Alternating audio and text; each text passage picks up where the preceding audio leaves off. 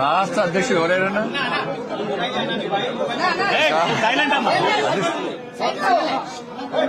అధిష్టానం ఇంకా రాష్ట్ర అధ్యక్షుడిని ప్రకటించలే. ఇవ్వండి వాళ్ళు చంద్రబాబు నాయుడు గారు ప్రకటించరు, ఇంకోరు ఆయన ప్రకటించరు, ఈయన చెప్తే వచ్చిందంటే కాదు. రాష్ట్ర అధ్యక్షుడిని అధిష్టానము అందరికీ నామినేషన్ ఇస్తారు. నామినేషన్ అయితే ఎవరిని అధ్యక్షుడు ఉండాలో అధిష్టానం నిర్ణయిస్తుంది. అందరి అభిప్రాయాలు తీసుకుని అధిష్టానం నిర్ణయిస్తుంది. అధిష్టానం తీసుకుంటున్నాక అందరు కట్టుబడి ఉంటాం. Bharatiya Janata party ప్రజాస్వామ్యబద్ధమైన party. ఒకటే నామినేషన్ వేయాలి, రెండే నామినేషన్ చెప్పారు. నామినేషన్ ఓపెన్ ఉన్నాయి, నామినేషన్ ఎవరైనా వేసుకోవచ్చు. మరి అధిష్టానము అన్ని ఆలోచించి నిర్ణయించుకుంటే దానికి కట్టుబడి ఉండాల్సిన బాధ్యత కమిట్మెంట్ తో పనిచేసే ప్రతి భారతీయ జనతా పార్టీ కార్యకర్తకు ఉంటుంది. ఎవరికి ఇచ్చారు? ఎవరు అధ్యక్షుడు? ఎవరు ఇంకా కాలే కదా. సాయంత్రం ప్రకటిస్తారు, సాయంత్రం చెప్తారు. నామినేషన్స్ తర్వాత ఎవరు నామినేషన్ ఇస్తారో నామినేషన్స్ తర్వాత అధిష్టానం ఆలోచించి అప్పుడు అభ్యర్థిని ప్రకటిస్తారు. దాని తర్వాత రేపు సమావేశం పెడతారని చెప్పి సమాచారం. ఇప్పుడు అన్ని ఫాల్తు మాటలు అంటారు. వాటిని ఎవరు సోషల్ మీడియా పెడుతున్నారు, నేను కూడా చూసినాను. అధ్యక్షుని కోసము, అధ్యక్షుని బాధ్యత కోసం ఎవరైనా అడగచ్చు. అడగడంలో ఎలాంటి తప్పు లేదు. వాళ్లకు రావాలని కోరుకోవడంలో కూడా ఎలాంటి తప్పు లేదు. దాన్ని ఎవ్వరు తప్పు పట్టరు. అది ఎవరి వాళ్ళకి ఆలోచన.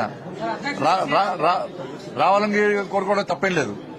కానీ చివరికి ఏమైతుంది? చివరకు అధిష్టానం నిర్ణయించిన వ్యక్తికి, అధిష్టానం ఆలోచించిన వ్యక్తికి, ఎందుకంటే అధిష్టానం అన్ని ఆలోచిస్తుంది, దేని ద్వారా పార్టీకి లబ్ధి పొందది. అట్లా ఒక అభ్యర్థిని ప్రకటించిన మాత్రాన మిగతా వాళ్ళు డమ్మి, మిగతా వాళ్ళతో ఏం కాదు. కాబట్టి ఎవరితో ఏ పని అవుతుంది, ఎవరికి ఏ బాధ్యత తప్ప చెప్పాలనో అధిష్టానం నిర్ణయిస్తుంది. ఈ భారతీయ జనతా పార్టీలో ఈ మధ్య కొత్తగా స్టార్ట్ అయింది. నాకు ఈ మధ్య కొత్తగా స్టార్ట్ అయింది. ఈ సోషల్ మీడియాలో ఉల్టా పోస్ట్ పెట్టి చూడు, లేకుంటే వేరే పార్టీలు చేస్తుంటారు అందరూ. చంద్రబాబు నాయుడు గారు లేకుంటే ఇంకో నాయకుడు చెప్తే అధ్యక్షుని పెట్టేటటువంటి పార్టీ భారతీయ జనతా పార్టీ కాదు. భారతీయ జనతా పార్టీ దేశంలో అధికారంలో పార్టీ, అనేక రాష్ట్రాల్లో అధికారంలో పార్టీ, ప్రపంచంలో అత్యధిక సభ్యత్వం ఉన్న పార్టీ భారతీయ జనతా పార్టీ. నమ్మిన సిద్ధాంతం కోసం పనిచేసే కట్టర్ కార్యకర్తల పార్టీ భారతీయ జనతా పార్టీ. కాబట్టి అధిష్టానం అన్ని చూస్తున్నది. ఎవరైతే పార్టీకి వ్యతిరేకంగా వ్యవహరిస్తారో, ఎవరైనా ఇప్పుడు పెట్టలే సోషల్ మీడియా ద్వారా గాని ఇతరత్ర వాళ్ళకున్న మీడియా సాధనాల ద్వారా గాని పార్టీకి వ్యతిరేకంగా, పార్టీ అధిష్టానం నిర్ణయించిన అభ్యర్థికి వ్యతిరేకంగా ఎక్కడ ఏం చేసినా కూడా పార్టీ చాలా సీరియస్ గా వ్యవహరిస్తుంది. బండి సంజయ్ ఉంటేనే పార్టీ, బండి సంజయ్ లేకుంటే పార్టీ లేదంటే మూర్ఖత్వం అవుతుంది. ఎవరు లేకుండా పార్టీ నడుస్తుంది. నరేంద్ర మోడీ గారి నాయకత్వంలో, జేపీ నడ్డా గారి యొక్క నేతృత్వంలో పార్టీ తెలంగాణ రాష్ట్రంలో ఎట్టి బస్సులో రాబోయే రోజుల్లో అధికారం రాబోతున్నది. కట్టర్ కార్యకర్తలందరూ కూడా పార్టీ అధిష్టాన నిర్ణయానికి కట్టుబడి ఉంటారు. వీళ్ళు డమ్మి, వాళ్ళు డమ్మి, వీళ్ళు డమ్మి అని చెప్తే ఎవడో పెట్టినంత మాత్రాన ఇవాళ చూస్తున్నాను. ఎవరు బీఆర్ఎస్ వాళ్ళు పెట్టారు. బీసీ అంటే మనకి బీఆర్ఎస్ పార్టీ అని చంద్రశేఖరరావు దిగి బీసీకి ఇవ్వని చెప్పు. BRS party working president social media పెడుతున్నారు కదా, ట్విట్టర్లు పెట్టిస్తున్నారు కదా బీజేపీ బదనం చేయడానికి. మీ పార్టీలో ఎంతమంది బీసీ మంత్రి పదవులు ఇచ్చారు?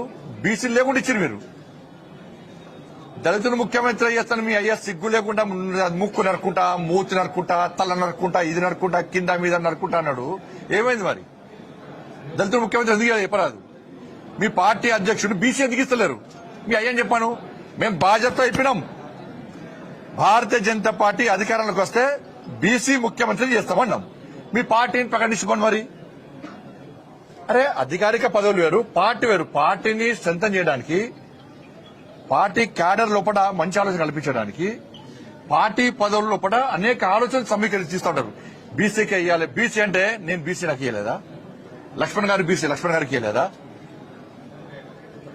చలపతి గారు బీసీ, వారికి ఇవ్వలేదా? దత్తాత్రేయ గారు బీసీ, దత్తాత్రేయ గారి అధ్యక్షులు లేరా? బంగాళ లక్ష్మణ్ గారు ఎస్సీ వారు లేరా? మరి ఏడవైనాయి? మరి బీఆర్ఎస్ లో ఒక్కరిని బీసీ అధ్యక్షులు చేసిరా? మరి చేస్తారా? బీసీ ముఖ్యమంత్రి చేస్తారని ప్రకటిస్తారా మీరు? దళితులు ముఖ్యమంత్రి చేస్తానే మోసం చేసిపోయా. 10 సంవత్సరాలు మొత్తం దోసుకొని అలా పైసలు పుట్టుపుట్టు పైసలు సంపాదించారు. కాబట్టి ఇవన్నీ కూడా తప్పు. దయచేసి మీడియా కూడా విజ్ఞప్తి చేస్తున్నా, ఎవరు మాట్లాడినా కూడా దయచేసి సహకరించండి. భారతీయ జనతా పార్టీ క్రమశిక్షణతో పనిచేసే పార్టీ. అటువంటి పార్టీలో ఇలాంటివి రావడం మంచి పద్ధతి కాదు, మంచి పరిణామాలు కావు కూడా. అధిష్టానం చాలా సీరియస్ గా దృష్టి సారించింది. ఎవరైనా కూడా నేను మాట్లాడినా మీరు మాట్లాడినా ఎవరు మాట్లాడినా కూడా అది తప్పు అంటున్నా. ఎవరు మాట్లాడి ఇప్పటివరకు మాట్లాడదని మాత్రమే కోరుకుంటున్నా. ధన్యవాదాలు.